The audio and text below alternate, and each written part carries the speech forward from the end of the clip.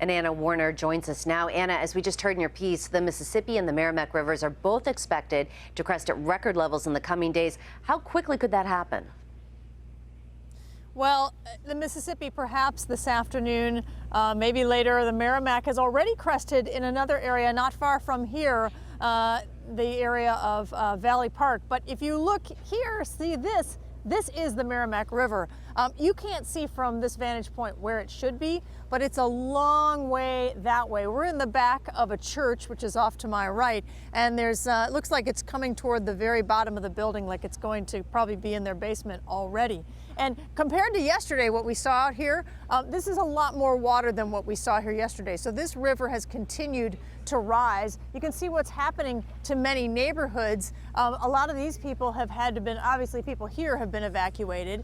And there's also a problem with traffic because it's hard to even get into this area. There's really only one route left because of major highways being shut down. So it's really a mess in St. Louis if you're trying to get around or if you're living in one of these areas this morning. Yeah, and I can imagine that there are people who thought, look, I can ride this out, I'll just stay put. And as the water continues to rise, they know that they can't anymore and they're going to need to be rescued. How are officials handling that? Well, you know, they just get crews out to wherever they can to rescue people who try to stay behind. Yesterday, we were in a nearby subdivision up the road here, and we were talking to a woman who said that she really had wanted to stay with her home and had to be convinced by people that, look, you can't stay here because not only could your home flood, not only would you maybe not be able to get out because of water flooding the roadways, but you lose power. And when you lose power, you lose heat. And it is cold, very cold here, as you can imagine. Anna, you're in Arnold. We saw the difficulty people are having in preparing for the worst. Beyond sandbagging, which doesn't seem to be working, what else can people do to protect themselves?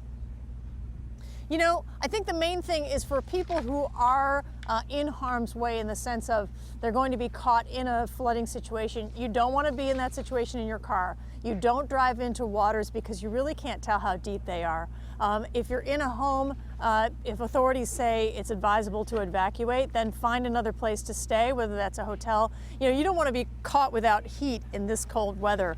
You can imagine what can happen to people. So I think people have to take basic precautions and be sensible about things. And then from now on, all you can really do is wait, because eventually the water will subside, but that could take, they're saying, a few, maybe even several days. Wow. Anna Werner in Arnold, Missouri. Thank you so much, Anna.